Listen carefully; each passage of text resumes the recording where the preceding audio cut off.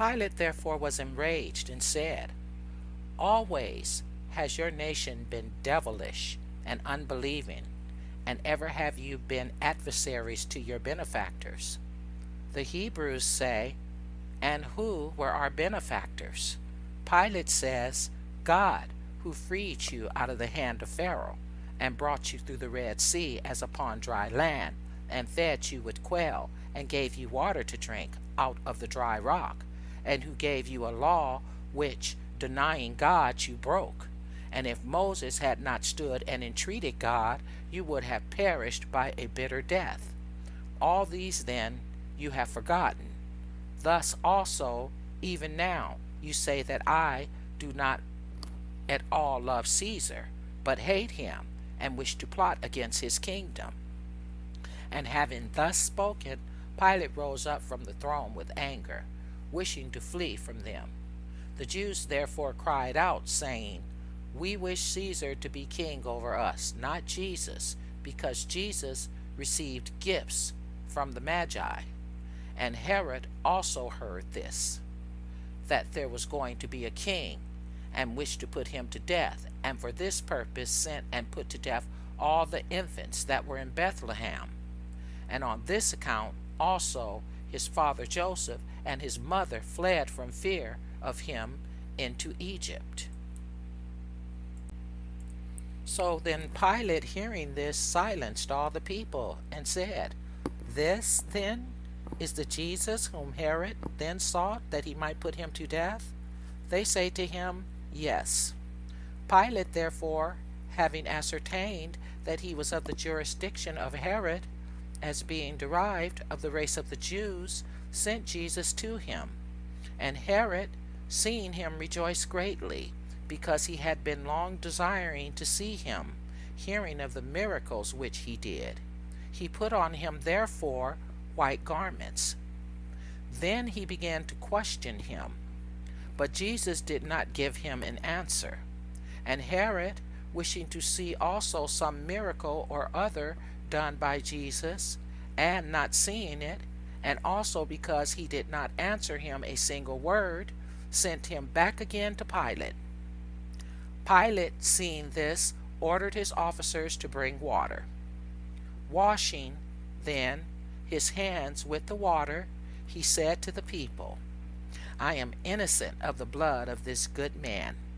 See you to it, that he is unjustly put to death, since neither I have found a fault in him nor Herod. For because of this he has sent him back again to me. The Jews said, His blood be upon us and upon our children. Then Pilate sat down upon his throne to pass sentence. He gave order, therefore, and Jesus came before him. And they brought a crown of thorns and put it on his head, and a reed into his right hand. Then he passed sentence and said to him, Thy nation says, and testify against thee, that thou wishest to be a king. Therefore I decree that they shall beat thee first with a rod 40 strokes, as the law of the kings decree, and that they shall mock thee, and finally that they shall crucify thee. The sentence to this effect, then, having been passed by Pilate, the Jews began to strike Jesus, some with rods, others with their hands, others with their feet, some also spat in his face. Immediately, therefore, they got ready the cross, and gave it to him, and flew to take the road.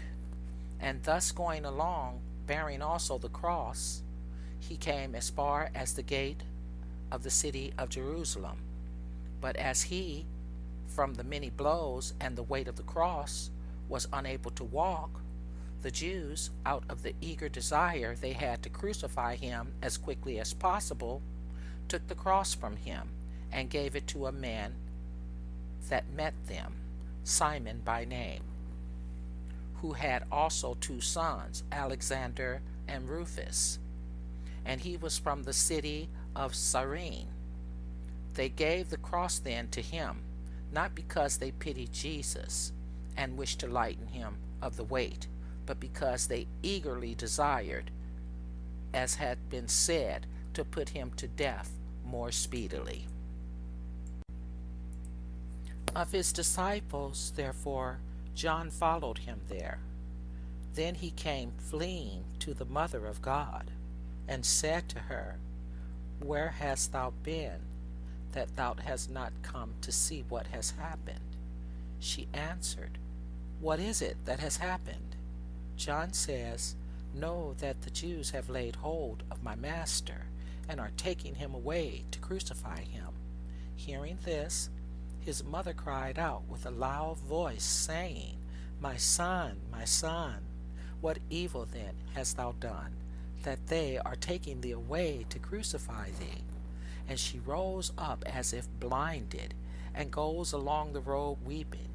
And women followed her, Martha and Mary Magdalene, and Salome, and other virgins. And John also was with her. When therefore they came to the multitude of the crowd, the mother of God says to John, Where is my son? John says, Seest thou him bearing the crown of thorns, and having his hands bound? And the mother of God, hearing this, and seeing him, fainted, and fell backwards to the ground, and lay a considerable time. And the women, as many as followed her, stood round her and wept. And as soon as she revived and rose up, she cried out with a loud voice, My Lord, my son, where has the beauty of thy form sunk? How shall I endure to see thee suffering such things? And thus saying, she tore her face with her nails, and beat her breasts. Where are they gone, said she, the good deeds which thou didst in Judea? What evil hast thou done to the Jews? The Jews then, seeing her thus lamenting and crying, came and drove her from the road. But she would not flee, but remained, saying, Kill me first, ye lawless Jews.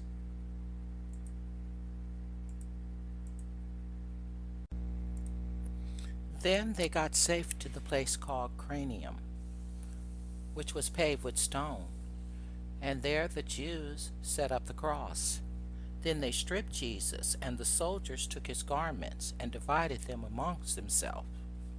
And they put on him a tattered robe of scarlet, and raised him, and drew him up on the cross at the 6th hour of the day. After this they brought also 2 robbers, the one on his right, the other on his left. Then the mother of God, standing and looking, cried out with a loud voice, saying, my son, And Jesus, turning to her and seeing John near her, and weeping with the rest of the women, said, Behold, thy son. Then he says also to John, Behold, thy mother. And she wept much, saying, For this I weep, my son, because thou sufferest unjustly, because the lawless Jews have delivered thee to a bitter death. Without thee, my son, what will become of me? How shall I live without thee? What sort of life shall I spend? Where are thy disciples, who boasted that they would die with thee? Where are those healed by thee? How has no one been found to help thee? And looking to the cross, she said, Bend down, O cross, that I may embrace and kiss my son, whom I sucked at these breasts after a strange manner, as not having known man. Bend down, O cross, I wish to throw my arms around my son. Bend down, O cross, that I may bid farewell to my son like a mother. The Jews, hearing these words, came forward and drove to a distance both her and the women and John. Then Jesus cried out with a loud voice, saying, Father, let not this sin stand against them, for they know not what they do. Then he says, I thirst. And immediately there ran one of the soldiers and took a sponge, and filled it with gall and vinegar mixed, and put it on a reed, and gave Jesus to drink. And having tasted it, he would not drink it. And the Jews standing and looking on laughed at him, and said, If thou truly sayest that thou art the Son of God, come down from the cross, and immediately, that we may believe in thee. Others said, mocking. Others he saved, others he cured, and he healed the sick, the paralytic, the leopard, the demoniacs, the blind, the lame, the dead, and himself he cannot cure. In the same manner also the robber crucified on his left hand said to him, If thou art the Son of God, come down and save both thyself and us. His name was Justus. And he that was crucified on the right, Demas by name, reproved that robber, saying, O wretched and miserable man, dost thou not fear God? We suffer the due punishment of what we have done, but this man has done no evil at all. And turning to Jesus, he says to him, Lord, when thou shalt reign, do not forget me. And he said to him, Today I tell thee truth, I shall have thee in paradise with me.